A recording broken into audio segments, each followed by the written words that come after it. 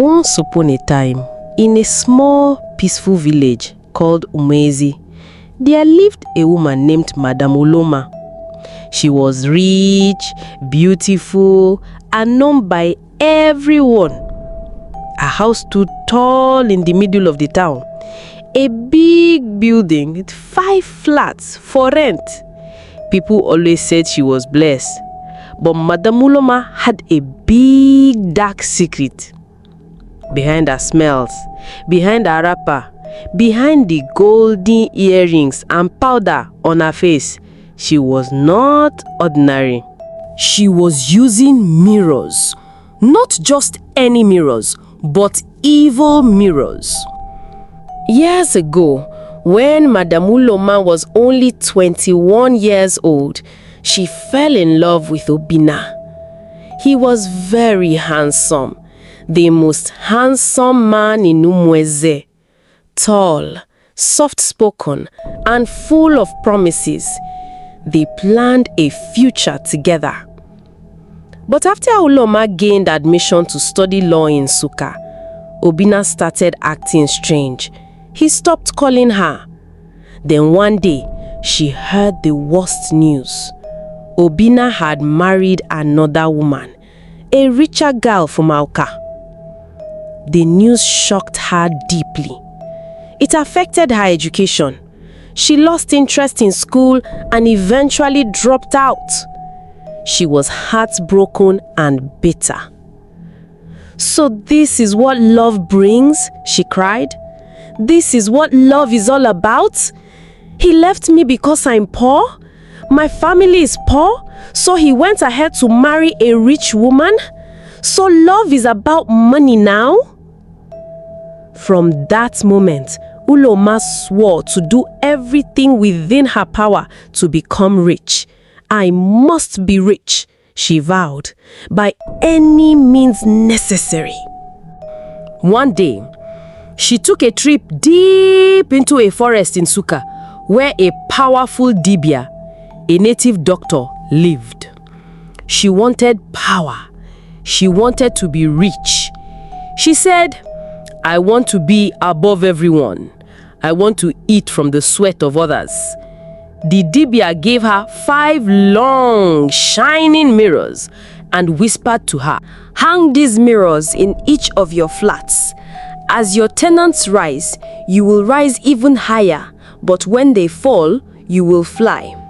Uloma nodded and left the forest with a wicked heart and a wicked smile.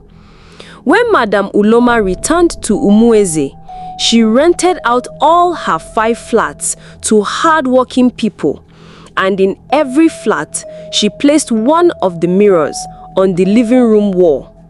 At first, the tenants were happy. The rent was cheap. The environment was quiet, but soon, strange things began to happen. Flat 1, a tailor named Ongozi lost all her customers. Her hands started shaking and she couldn't sew again. Flat 2, a barber named Kunle was struggling to get customers. His wife packed out with the children. Flat 3, a woman had a miscarriage and her husband left her for a younger woman. The people thought it was bad luck. They prayed. They fasted. Some even ran away at night. But Madam Umama would sit in her big room, eating boiled corn and smiling. "They suffer, I shine," she whispered. She didn't care. The more her tenants cried, the more her pocket grew fat. Behind the mirrors was a small hole. That hole led to a hidden corridor inside Uloma's part of the house. From there, she would watch everything. Her tenants dancing, praying, fighting, and weeping. But what made her powerful was not just the watching. It was what the mirror did at night. When her tenants were asleep, the mirror would shine faintly. A golden light would appear and something would leave their bodies like a shadow. That shadow was their glory, their talent, their joy, their good luck. The mirror would send it straight to Madam Uloma. That's why she never lacked. One rainy evening, a young man named Emeka came to rent flat 4. He was quiet, polite, and loved to read. He had just gotten a new job as a teacher. As he entered the house, he looked at the mirror and frowned. "Why is this mirror facing the bed like this?" he asked. He didn't like it. Something felt off. That night, Emeka prayed with all his heart. Then he covered the mirror with a white cloth. Madam Uloma felt it immediately. She ran to her hidden corridor, looked through the hole, and saw nothing but white. "Who is this one again?" she hissed. "Who covered my mirror?" Madam Uloma recited some chants, and the white cloth pulled up from the mirror while Emeka was asleep. Emeka had a dream. In the dream, he saw a big black house with people crying inside. He saw himself standing before the mirror. Then the mirror turned into a face, Madam Uloma's face, smiling with blood in her teeth. He woke up sweating. "I must find out what this mirror really is," he said. He walked to the mirror with a small hammer in his hand. But just as he was about to lift his hands and break the mirror, something happened. The light went off all of a sudden. Emeka staggered, grabbed his phone on the bed and on the torch, and lifted the hammer again to hit the mirror. His hands hung on the air. Every attempt to bring it down proves abortive. He tried to pull his hand down for the second time, but his hands remained hung up. Emeka became scared, his heart beating so fast. He rushed back to his bed and used his duvet to cover himself. He was very scared. Then he started muttering prayers under his duvet while sweating profusely.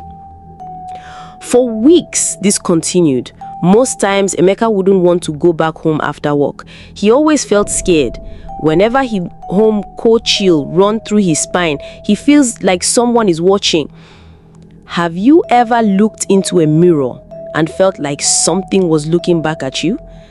That was how Emeka felt every night. Even when he was tired, even when he had no strength to pray, he could feel the mirror watching him. At first, he thought he was imagining things, but as days turned to weeks, his whole life began to fall apart, just like the others. The first thing to go was his job. One Monday morning, Emeka went to work like every other day. By 10 a.m., his boss called him into the office. "Emeka, we have to let you go," he said, without looking into his eyes. "But sir, what did I do?" "It's not about you. We are just cutting costs. Sorry." Emeka left the office that day with a brown envelope and broken dreams. By the time he got home, the power had been disconnected and a strange smell was coming from his kitchen. His stew had spoiled. His gas had leaked. "What is happening to me?" he whispered, holding his head in hands. The compound that used to be lively was now filled with silence and sorrow. Ngozi, the young fashion designer, was always crying inside her room. No customers came anymore. Her sewing machine had broken. Mama Blessing had lost her husband. He ran away with a younger woman, leaving her with 4 children and nothing to feed them. Uncle Kunle, the barber in flat 2, lost all his tools in a fire. He now sat outside every day, staring into space. But the strangest thing was that each of their flats had one thing in common: a mirror placed directly opposite their bed or main sitting area. They didn't buy these mirrors. They had all come with the flat, installed by Madam Uloma, the landlady. Every time something bad happened, Madam Uloma would appear with her wrapper tied high and her oily face full of fake concern. "Mundo, sorry my dear, the devil is a liar," she would say. "Just pray more, God is testing you." But behind closed doors, she was always laughing. One night, Emeka heard her humming as she walked past his window. Everything I touch, I take. Everything they lose, I gain. He sat up in shock. No, this woman is not normal. One afternoon, Emeka decided to wipe his mirror with a cloth. He bent down to clean the edges when he noticed something strange. The mirror was not hung with nails. It was cemented into the wall. His heart started beating fast.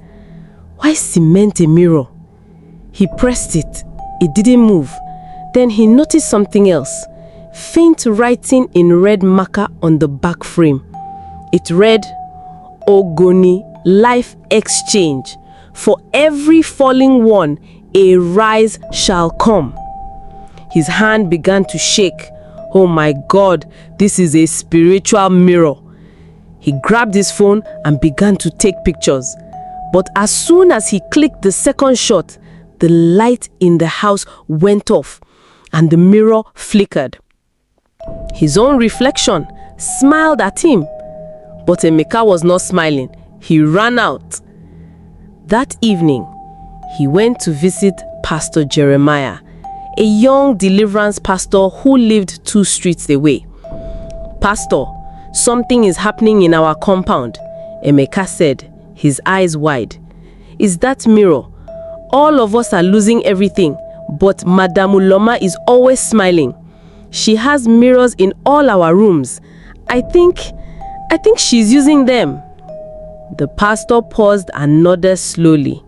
These are soul capturing mirrors. They are used in witchcraft to transfer the glory of others into one person. You see, mirrors reflect not just the face, but also the soul. Some people use it to steal dreams, block success, and even destroy destinies. So what can we do? You and all the tenants must gather. You must pray and fast. At midnight, we will enter each flat and anoint the mirror. Then we will go to her house and face the source. The following week, on Friday at midnight, Pastor Jeremiah and 4 prayer warriors came into the compound quietly. They entered each flat, poured anointing oil on the mirrors, and prayed in tongues. The moment they got to Ngozi's flat, the mirror began to shake violently. Pastor, she screamed. Keep praying. The demon is reacting. In the landlady's own house, Madam Uloma suddenly woke up. Her heart was beating. She felt heat in her chest. They are touching my mirrors, she gasped. She jumped out of bed and rushed to the window. She saw them, all of them, gathered outside praying. She screamed, "Stop it! You will kill me!" But no one stopped. They went into her house, broke her mirror and found a hidden shrine behind it, full of hair, fingernails, pictures, and names. She collapsed instantly. The very next day, Emeka got a call from a company he'd applied to 6 months ago. They offered him a job. Mama Blessing's husband returned, crying and asking for forgiveness. Ngozi sold 10 dresses in 1 day. Uncle Paul's shop was rebuilt by a kind stranger. And Madam Uloma, she lost her voice. Her face twisted. She was rushed to her village by her brother and has not been seen since. Deep under her bed, hidden in the dust, there is one mirror left, unbroken, untouched, and it still reflects something dark. It had been months since Madam Uloma was carried away to her village. Her shrine was burned. Her mirrors were broken. But the pain, the memory, the fear, they remained. The tenants began to rebuild their lives, slowly. For the first time in a long time, laughter returned to the compound. Children played outside. The smell of mama put filled the air. Hope returned. But something dark was watching and waiting. One beautiful morning, a lady named Chidimma, a tall, soft-spoken lady in her late 20s who just moved from Enugu to Mwezi to start a new teaching job. Her eyes were bright, her voice soft like morning breeze. The agent brought her to flat 1, the one that belonged to Madame Uloma before she was taken to the village. "It's a beautiful house," she said, smiling as she walked in.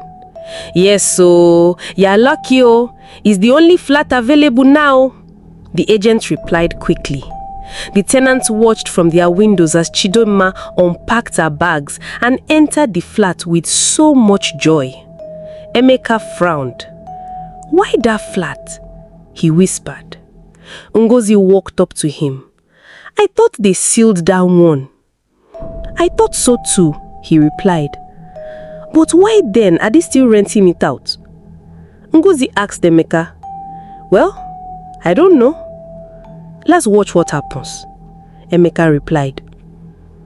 That night, Chidima slept peacefully. On her 3rd night in the flat, Chidima was brushing her teeth when she saw something strange in the mirror.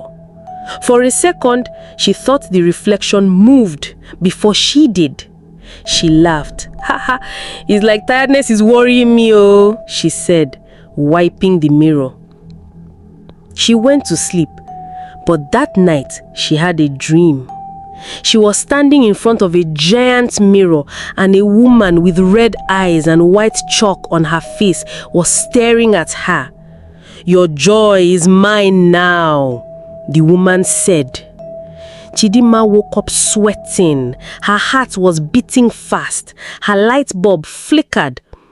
From her mirror, a shadow moved. The next morning, Emeka knocked on her door. "Good morning, sister. I'm Emeka. I live in flat 4. Just checking on you." She smiled. "Good morning. I'm fine, thank you. Just having strange dreams." Emeka's face changed. "Dreams? About a mirror?"